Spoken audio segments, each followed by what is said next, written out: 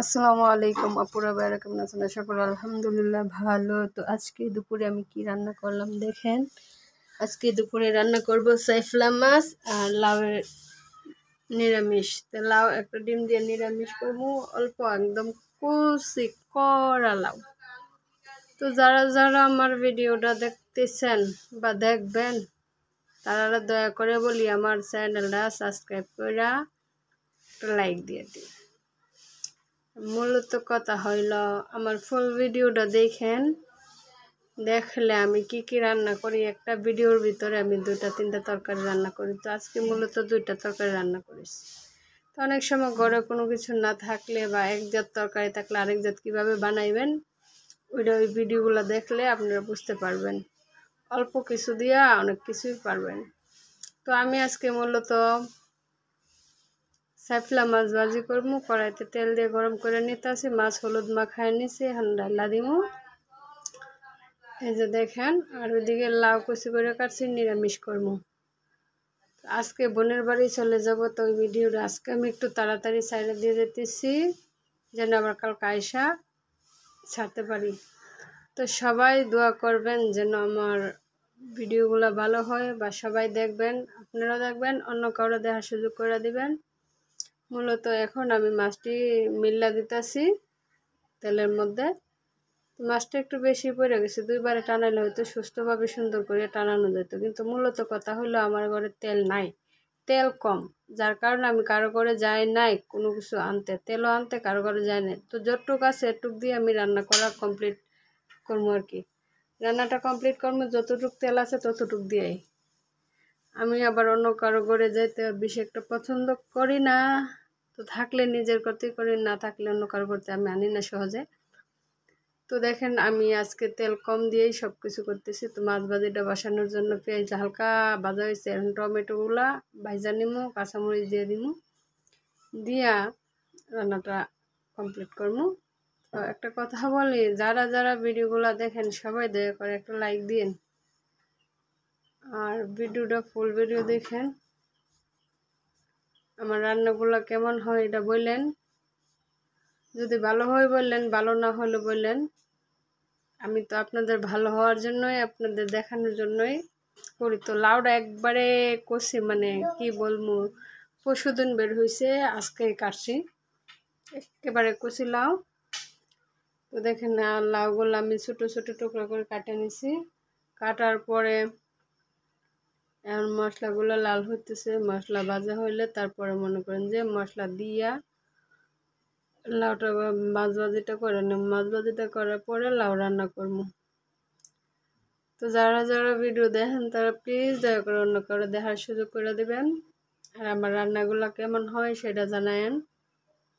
মূলত ভালো হলেও জানায়েন, খারাপ হলেও জানায়েন।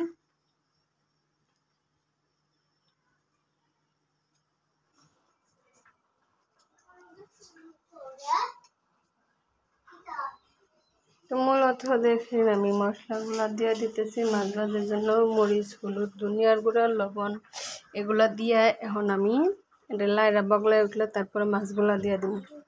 তো দেখেন আমি লাইরা নিতেছি, তখন ডাইকা দিব, ডাইকা দেওয়ার পরে যদি বলক আসে তারপরে মাছটা দিয়ে দিব। তো ডাইকা দিলাম, এখন ডাকনাও লাইয়া নিমু। তো বলক আইসা পড়ছে, অনেকক্ষণ পড়ছে, তারপরে এখন মাছগুলা দিয়ে দিব। তো টমেটোগুলো হালকা পাতলা করছি, মানে না যেমন গলে আর কি, এরকম করে করছি, পাতে এটা খাইলে নলার সাথে ভালো লাগে। তো মাছগুলো দেখেন কত সুন্দর তাকায় তাকায় রয়েছে আমার দিকে। তো অল্প করে মাছ ভাজি করছি, আজকে বোনের বাড়িতে যাবো, তো হেলিকে মনে করেন যে স্বামী যেন দুপুর রাত্রে খাইলে ওনার শেষ হইয়া যায়।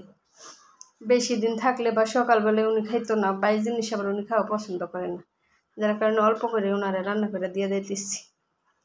তো আজকে বোনের বাড়িতে যাবো গা, ভিডিওটা তাড়াতাড়ি ছেড়ে দিমু, আপনারা সবাই বেশি বেশি করে লাইক করেন, তারপরে বেশি বেশি করে দেখবেন। এরপরে মূলত কথা হলো আমার রান্নাটা যদিও বিছল, যদিও সুন্দর, আপনারা কই বুঝছেন নিয়ে 100 বার করলাম আপনারা ভিডিওর মধ্যে কই, তারপরে আপনারা জানেন না। যদি সুন্দর কইন বিছল হইলে কইন, কোনো সমস্যা নেই।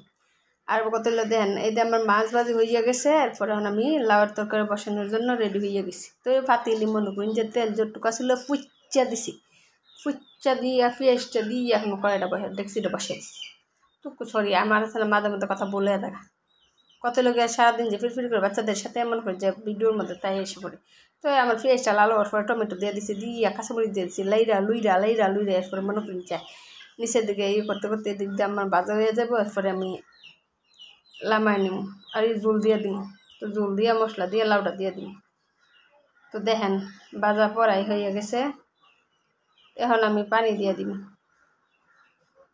পানিটা দেওয়ার সাথে সাথে মনে করেন যে মশলাটা দিলাম দিয়া লাউয়ের নিরামিষ করালাম যদি মনে করেন যে না নিরামিষটা আপনাদের কাছে ভাল লাগে তাহলে আপনারা কমেন্ট করে জানেন কারণ ওই রকমভাবে রান্না করলে মোটামুটি ভালোই লাগে খারাপ না এগুলো দিয়ে সকালবেলা রুটি দিয়ে খাইতে পারেন রাত্রিবেলা রুটি দিয়ে খাইতে পারেন বা আটা দিয়ে সোডা ফিটা বানিয়ে খাইতে পারেন এরও ভালো লাগবো বুঝছেননি নিরামিষ খারাপ জিনিস না লাউ কিন্তু আর আমাদের আল্লাহ রাসুলের পছন্দের জিনিস ছিল আপনারা চাইলে আপনারা ওইভাবে রান্না করে খেতে পারবেন কারণ লাউ আমাদের একটু পছন্দ বেশি যেহেতু আল্লাহ নবীর পছন্দ আমাদেরও পছন্দ লাউ আমরা খুব পছন্দ করি কইরা কইরা মনে করি যে লাউ খাই তখন আমি মশলা দিয়া ডেকে দিয়ে এখন বলে খাইসা করছি আমি লাউডা ডাইলা দিই তো দেন লাউডা কত কুচি কত করা কেরে ফুল করা লাউ এরম লাউ খাইতে মনে দেখলেও লোভ লাগে খাইতেও ভাল লাগে তো এই যে আমি লাউ ডাইলা দিতে আসছি ডাইলা দিয়া লাইছি একেবারে কাছেতে ধুন